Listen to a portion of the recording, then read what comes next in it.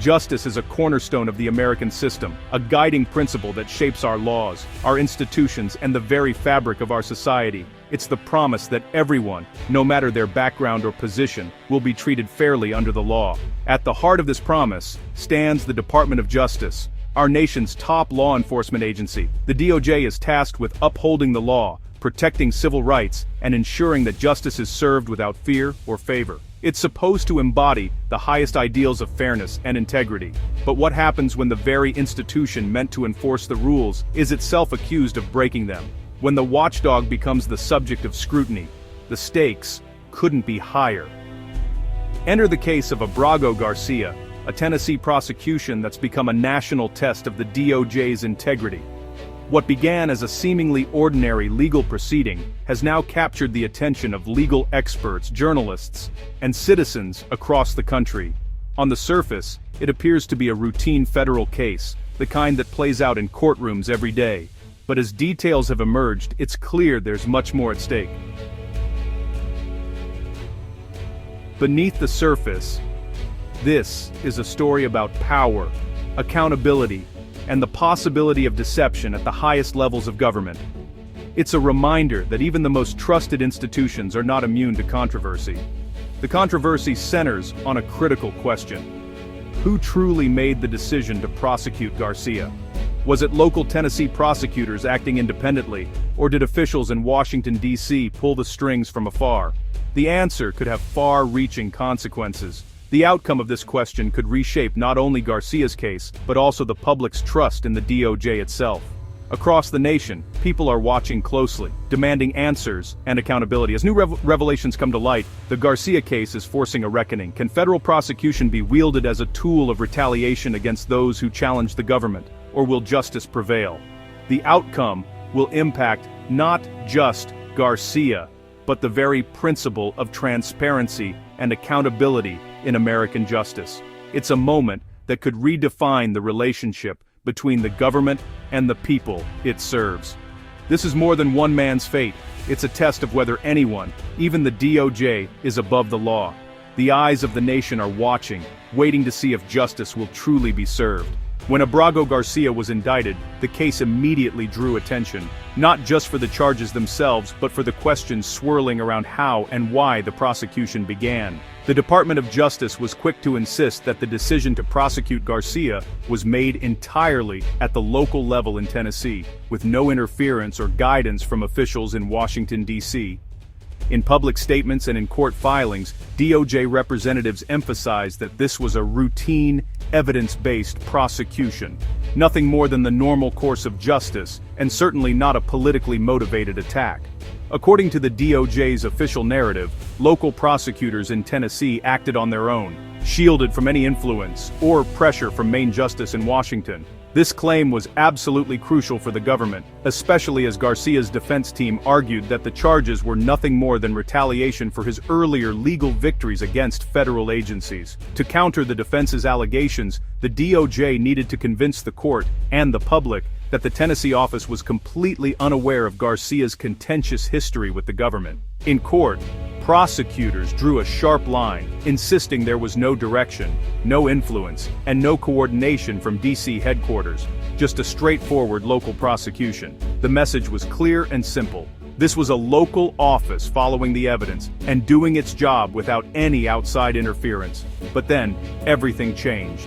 A trove of unsealed emails surfaced, casting doubt on the DOJ's carefully crafted story. Those emails would upend the DOJ's narrative, exposing a very different reality behind the scenes, one that suggested far more communication and coordination than anyone had admitted. The supposed firewall between Tennessee and Washington was about to go up in smoke, leaving the DOJ scrambling to explain what really happened.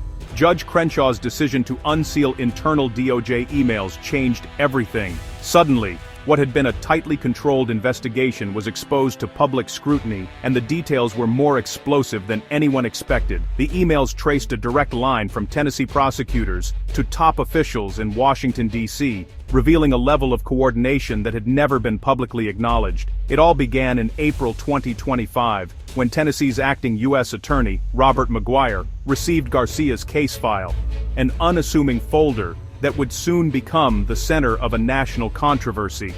Almost immediately, Maine Justices Akash Singh reached out, signaling that this case was on the radar of the highest levels of the Department of Justice.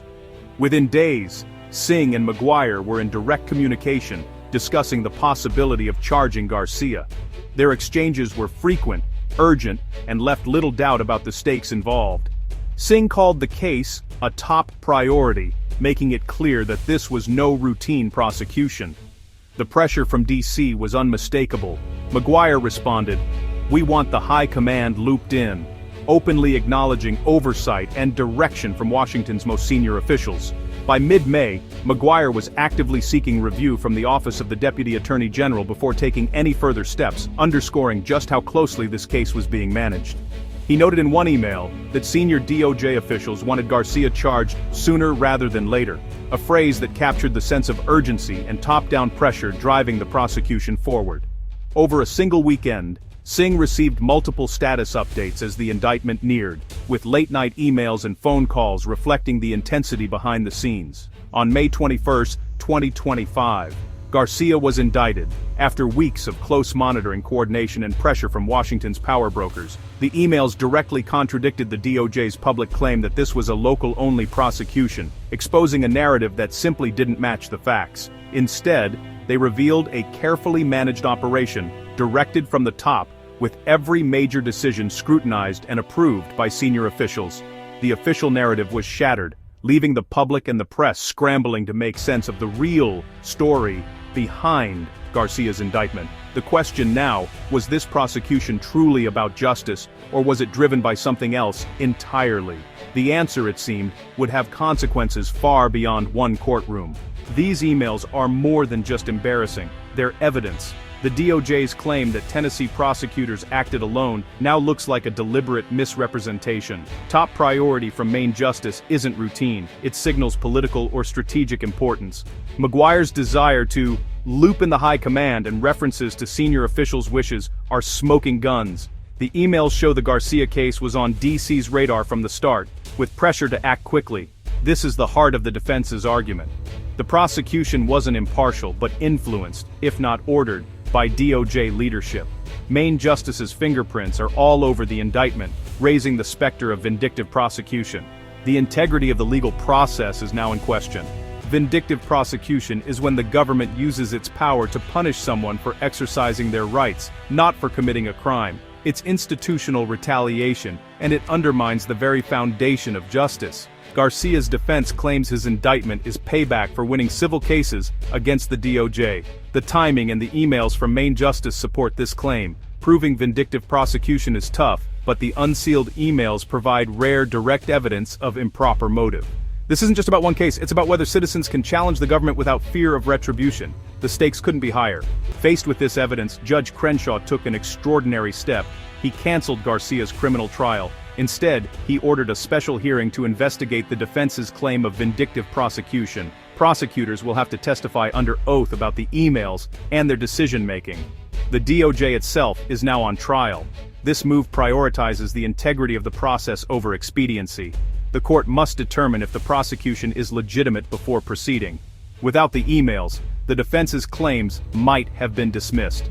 Now, the hearing could lead to the entire case being thrown out if the judge finds the prosecution was an act of revenge.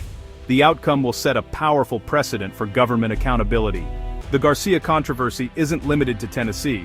It's echoed in a related case before Chief Judge Boasberg in Washington, D.C. Here, Garcia and others sent by the U.S. government to El Salvador are fighting for their due process rights. Judge Boasberg ruled that even abroad these individuals retain constitutional protections. The ACLU is representing 137 people, arguing the government can't evade its legal obligations by sending them overseas.